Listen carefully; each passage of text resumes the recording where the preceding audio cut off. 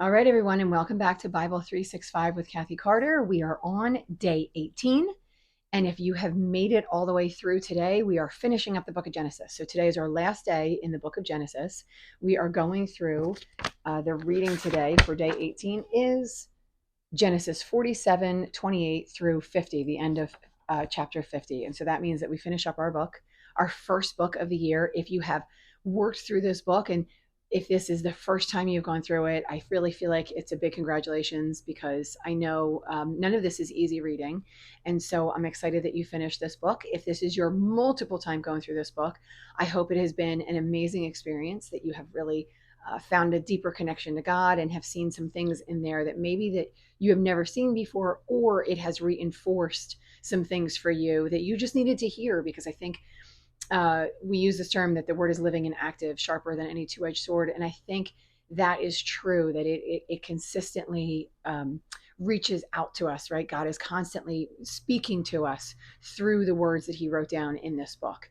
And so I think that it will help with every situation that we are in, and any time that we are in a dilemma, or anytime that we are feeling down or low. I think this is exactly what we need to continue to get us through these things. And so this is all we need, right? God is what we need for life and pursuit of happiness. That's it. It is God. So finishing up today, I just kind of want to go through some of the things that I saw when I read. This is a very interesting set of chapters. So yesterday I always like to go back to go forward. So yesterday we were in an area where Jacob had moved everyone, all of his sons had moved to go live in Egypt with Pharaoh, essentially, and with Joseph, because Joseph was Pharaoh's first in command. And so the whole family moved with their children and their grandchildren and their wives, obviously, and all of their things, and they moved into Egypt. But they actually, because they are shepherds, they moved into the land of Goshen, which is just slightly separated from that area and from the cities. And so they kind of moved out more into the hillside, the countryside. So what we see, and we see a little bit of more of Jacob's personality and who he was in a lot of what he did. And then today we're going to see a little bit more in some of what he considers the blessings. And so we know that he is, at this point, it is Genesis 47, and he is coming to the end of his life. And he asks Joseph to make sure that he buries him with his fathers. And so he wants to be sure. Going right into verse 28, it says, Jacob lived in Egypt 17 years. The years of his life were 147. And when the time drew near for Israel, Jacob, to die, he called for his son Joseph and said, put your hand under my thigh. So he made this covenant, this promise with him.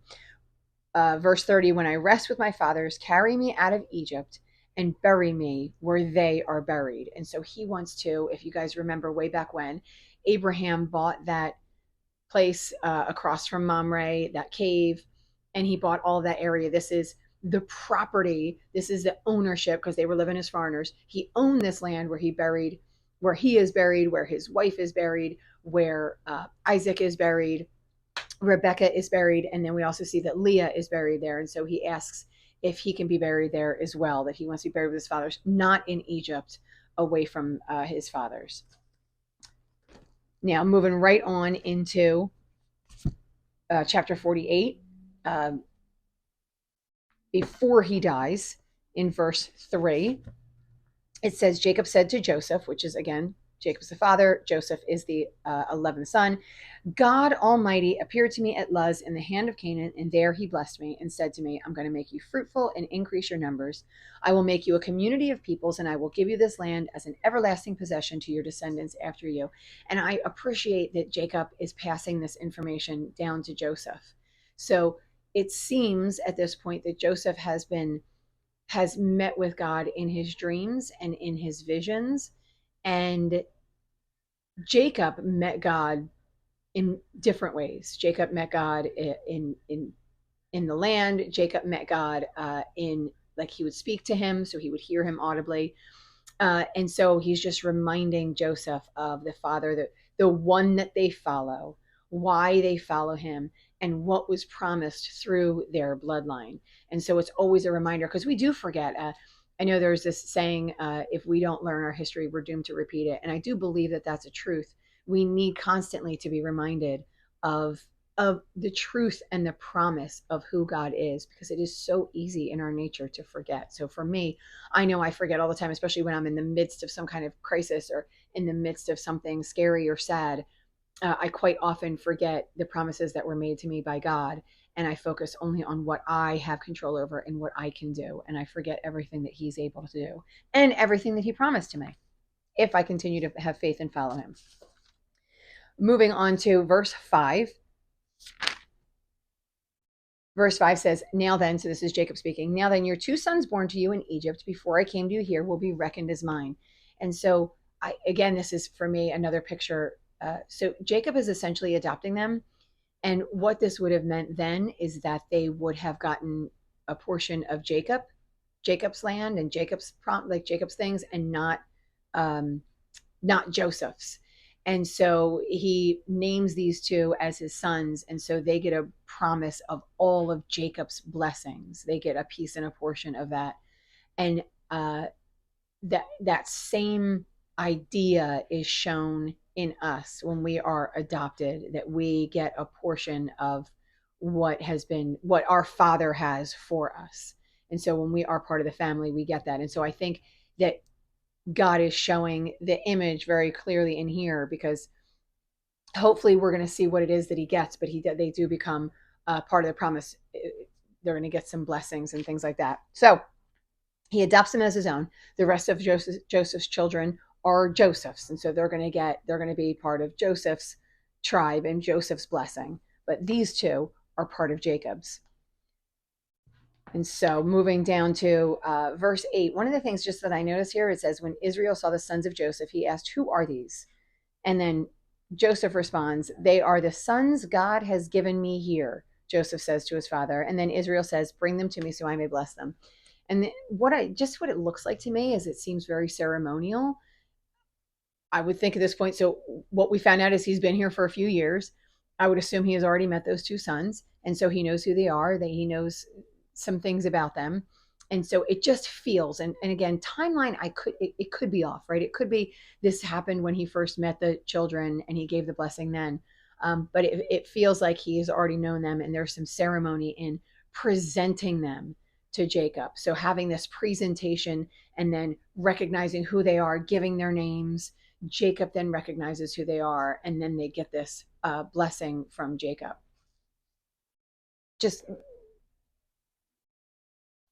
I have been in a church that doesn't stand much on ceremony, and therefore I think I tossed a lot of ceremony aside, thinking that it was wasteful and that it was pointless. And when I look at a lot of this, it does seem not a ceremony for ceremony's sake, but as a reminder of some of the importance of the things that are done and why they are done. Like when things stand on ceremony, if we don't forget that it's just a pattern that we follow, I believe it could be a great recognition of the importance of what it is that's happening. So when we introduce ourselves to people, or when we go, when we get married, right? That's a big ceremony. And, a lot of people already know the things that the couple have gone through, but there's a big ceremony that happens where they promise each other, they're promised to each other, and some people promise themselves to God. And so I think that it looks to me like there's a good structure when it comes to ceremony, as long as we remember it's because it's an important concept. It's not ceremony for ceremony's sake or ceremony so we can dress up, but it's ceremony because we want to realize the relevance and importance of what is happening in this situation. Verse 14, he's going to leave this blessing on the sons. And in verse 14, it says Israel, again, Jacob, I always want to remind you that it's the same person. He was renamed Israel by God. Israel reached out his right hand and put it on Ephraim, who was the younger. He switched spots. So he put out his right hand and put it on Ephraim's head, though he was younger. And crossing his arms, he put his left hand on Manasseh's head, even though he was firstborn. And then he blessed them in such a way where it was opposite. And so he gave them this blessing opposite, that the younger son would sort of be bigger and better than the older son. By the way, they're still both greatly blessed. So it's not similar to the Jacob and Esau thing where Esau was going to serve his brother. It wasn't really that kind of blessing. It was a blessing where they were both given great things and nice blessings, but it was unequal. And normally, where the older would have more, this time the younger had more. Joseph saw it and he said, "No, my father, this one is firstborn." So he was trying to change their hands, and his father refused. So this also leads me to think that these sections where we see all these blessings coming, once again, I think they're supernatural. I don't think that Jacob is deliberately trying to sabotage the younger over the older, or deliberately for any reason trying to make sure that the younger has a bigger blessing. It feels much more supernatural that he is an instrument of God, that these things are being worked through him as a prophetic voice and as someone who gives blessings through God, not through himself. All right, now we're going to move on to and then in verse 19 and 20, actually the descendants were blessed, which I thought was pretty interesting. So in your name Israel will pronounce this blessing. May God make you the descendants like Ephraim and Manasseh. All right, so moving on to 49, there's a lot that's going on in here. All of the 12 get prophecy, blessing. So in verse 1, it says, Jacob called for his sons, gather around so I can tell you what will happen in the days to come. So here I'm going to say, this is a prophecy. What will happen, right? So we're going to say what does happen, not maybe what's forced to happen, but what does actually happen. And so it's a prophetic voice to recognize. I think a lot of prophecy is for us as the reader. So if you'll remember, or if it's, the likelihood is this was written by Moses, which was a couple thousands of years after these things actually happened. And so this is a reminder that God pronounced these things. And then after God pronounced these things, they happened. So the people that were the generation in which Moses was speaking to would probably, maybe not necessarily, but would probably have known these things to be true. And then again, therefore, we can recognize that God is a prophetic God, right? He knows and he can see the future. He's one that can see through time. And he is also a good God that gives things that he says that he will give. So I think these are just really great reminders for the reader about what the purpose of these prophecies are for. And I also think, this is just me, but I also think I see some prophecies in here that maybe have not come true yet that will still, there's still possibilities for them to come true. So it's hard to do these without really reading all of them. So, but I don't want to read all of them. I don't want to read through too much of it. But verse 3, we see that Reuben is the firstborn. There are some issues with Reuben because he, again, going back a couple of chapters, he slept with his father's concubine. So he slept with one of the maids. And so he defiled the bed, and therefore what he should have gotten it as firstborn son, he did not get. And then moving right on to Simeon and Levi, they were the next two brothers. And they, if you remember this story, they went going back a couple of chapters, they killed all of those men in the city because the one Shechem raped their sister Dinah. And so the two of them went in. Remember, they told them they needed to be circumcised. And then when they were all down and out for the count, the two guys went in and they killed everyone in the town. So, excuse me, all the men in the town. And so they also then didn't get a huge blessing because of that. They are scattered because of their violence. So you're going to see that those people groups are scattered a little bit. Then we move on to the fourth son, which is of Leah. And this is Judah. And so Judah, if you see in here, Judah has this huge blessing or prophecy. It says, Judah, your brothers will praise you. Your hand will be on the neck of your enemies. Your father's sons will bow down to you. You are a lion's cub, Judah. So he is strong, and he is, his brothers look at him in a really good way. He has control over his enemies. And we can see from some of the past chapters that he was willing to sacrifice his own freedom for the freedom of his youngest brother Benjamin. So he does seem to have grown in ways. Remember, he takes responsibility for Tamar, what he did to her, and then how he fixed that situation. And so it looks like, maybe not necessarily because of, but it looks like through some of those things that he is getting a big blessing. And then we're moving on to verse 10. This is the one that's a little bit questionable for me. It says, the scepter will not depart from Judah. So I'm assuming that maybe that means Judah, the tribe of Judah, or some of the people from Judah will be in leadership at one point. So maybe we will see a leader coming out, scepter holding a king, right? So we're going to see a leader come from Judah. And then it says the ruler's staff will not move from between his feet until, this is what I like. So he's going to lead for a time, or his people or his tribe is going to lead for a time. And then we're going to see the scepter is going to then go to whom it belongs. So the tribe of Judah, the people of Judah, the descendants of Judah are holding this scepter until someone comes who it actually belongs to. And then that person is going to have the obedience of nations. He's going to tether his donkey to a vine, his colt to a branch. He's going to wash his garments in wine, his robes in the blood of grapes. And his eyes will be darker than wine, his teeth whiter than milk. So maybe he's attractive, dark eyes, perfect teeth.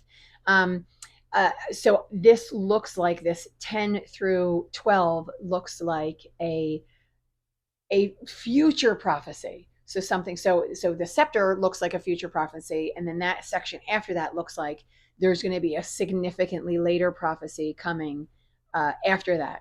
And so I think we need to keep our eyes maybe on what that is, if we see that prophecy, or if we have any inklings that we know, maybe writing a little bit of notes what you think it might be, and then seeing maybe what comes in the future of that.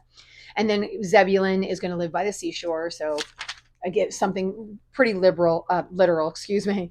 Issachar is a donkey lying down in the sheep. Maybe he is calm, I don't know, says his resting place. He's going to be submitted to forced labor. Dan is going to provide justice for his people. And then I like in verse 18, again, once something similar to where I thought before, where Moses stepped out. I feel like maybe Jacob, who's the author of this little section, steps out and says, I look for your deliverance, Lord. And so is he looking for his own deliverance? Is he looking for deliverance of all of those things? Is he looking for, so it just feels once again, like this time the speaker is stepping out of the prophetic word that he's saying, and says something a little bit different, maybe focusing on that himself instead. Then we learn his other son, Gad, will be attacked by a band of raiders, but he will attack them. So maybe there's some fighting going on in that, people against him. Asher's food will be rich. Naphtali is a doe, maybe an attractive. And then we see once again Joseph. So Joseph's is most of these look like what's going to happen in the future, or what is and what will be. And this little portion in Joseph looks like what did happen, that he is a fruitful vine. So he's made children, or good things have come through him. People have shot at him and attacked him, because this is past tense, where the other things look like they're more future tense. These are all, the other things are they will be, and this this stuff already happened. But then he leans on God because of the hand of the mighty one. So God is with Joseph. God protects Joseph. God helps Joseph. God blesses him. And then we see, it says, your father's blessings are greater than the blessings of the ancient mountains. So all the fathers have been blessing Joseph. So there's just an overall good picture of what Joseph currently has in his life, and all these blessings and things from God, and he leans on God. And then we go with that last son, who is Benjamin, and he's a ravenous wolf. So he's possibly aggressive. And maybe we'll see that maybe he's a warring tribe. Maybe he is a military tribe, but we'll see again in the future what happens with that. But it looks like he could be aggressive. He devours prey, and divides plunder. So this is all of the brothers that will have future blessings and thoughts. And then, so again, in the beginning it says, verse 1, it said, gather around so I can tell you what will happen in the days to come. And then in verse 28, it says, all these are the 12 tribes of Israel, and this is what their father said to them when he blessed them. giving each the blessing appropriate to them. So my question for myself in reading this, were these things the blessings, or did he give a blessing on top of that? So they each got a blessing appropriate to them, and this was just sort of the prophetic word that was given to them about what is and what will be. And I'm not too sure which way that is. I actually think that what he said was prophecy, and he also gave a blessing on top of those things, but I'm certainly not too sure about that. And it could be that he considered them both the same thing, that the prophecy also was the blessing. So there's two, I'm sure there are other categories, but there's certainly two different categories to be looked at in that. And then we're coming down sort of to this final section. And in verse 29, it says, he gave these instructions: I'm about to be gathered to my people. Bury me with my fathers in the cave, in the field of Ephron the Hittite. And then he goes on. And this is sort of the exact phrasing that Abraham gave when he bought all this. This is exactly what he was looking for. This is exactly what he purchased. And this is exactly where the fathers are buried. And again, he talks about all the other people that are buried there. Moving on to Genesis 50, verse 1. Joseph threw him, Jacob passed away. Joseph threw himself on his father and wept over him and kissed him. And then Joseph directed the physicians in his service. They did all of this great mourning. So Joseph mourned, Egypt mourned. So there was so much mourning done in this area. Again, there was this big ceremony of mourning. Something important is happening. And so they're having this huge ceremony for 40 days. And it wasn't just 40 days, it was 40 days and then 7 days. And so they had a multitude. And again, we're on ceremony. And so I think we're recognizing here, again, to me, it looks like they're recognizing the importance of who Jacob was. And Jacob was considered great, not just because he was Joseph's father, although there was something to be said about that, because obviously Joseph was still second in the kingdom. So he was great as Joseph's father. And so there was respect there to that mourning, but he was also a son of the covenant. And so there was something great about that as well. And so he was father of the 12 sons. And so we see this huge mourning. And then in verse 14, Verse 14, it says, after burying his father, Joseph returned to Egypt together with his brothers and all the others who had gone with him to bury his father. So everyone comes back. And then the brothers, so it says verse 15, when Joseph's brothers saw that their father was dead, they said, what if Joseph holds a grudge against us and pays us back for all the wrongs did to him? So he sent word to Joseph, and they said that their father left instructions that, this is what you were saying. I ask you to forgive your brothers and the sins and the wrongs they committed in treating you so badly. Please forgive the sins of the servants of the God of your father. I don't know. We have no proof to show that Jacob actually really said any of these things. I'm going to make an assumption contextually that they weren't being honest. Always, I love for you guys to make sure that you read, so you might see it from a different lens. But it looks to me as if they are lying. And I say that because of their fear, because he thinks that they're going to hold a grudge and pay them back. And so I think that they're lying and trying to protect themselves once again, instead of leaving this open to God and allowing God to do what he is going to do. Now, and then Joseph gets upset. Joseph cries out, and he's sad about what they're saying to him. So in verse 19, it says, Joseph said to them, don't be afraid. Am I in the place of God? You intended to harm me, but God intended it for good, to accomplish what is now being done, the saving of many lives. So don't be afraid. Here we see again Joseph submitting himself to God in the face of fear, in the face of them possibly lies and manipulation. And so we see that Joseph submits himself to God, and he's reminding them, I'm not going to do this to you. I'm not God. I'm not punishing you. I'm not judging you. I'm forgiving you. What happened, God used for good. This is something good that came from it. He was now there, and God put him in that area to protect all of these people. Verse 22, Joseph stayed in Egypt. He lived 110 years, saw his grandchildren. And then in verse 24, it says, Joseph said to his brothers, so whoever was left, he said to his brothers, he's about to die, but God will surely come to your aid. So here we go again with, I'm thinking another prophetic word. God will come to your aid. He will bring you out of this land that he promised an oath to Abraham, Isaac, and Jacob. And then so he made these Israelites, all the Israelites that were living in the land, swear an oath and said, God will surely come to your aid, and you must carry my bones up from this place. So he asked them to promise, and then he was placed in a coffin.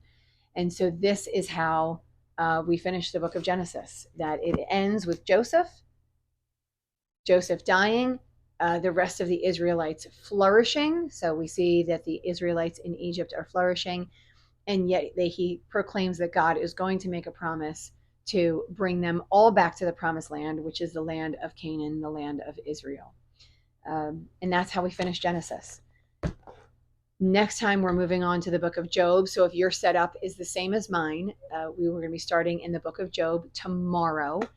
And if you have any questions or comments or anything that you want to post at the end of this, please just post it in the comment section. But make sure that you like the video, you share it, and you subscribe, so it will continue to come back to you. And we are going to keep up our reading, starting with the book of Job tomorrow. See you next time.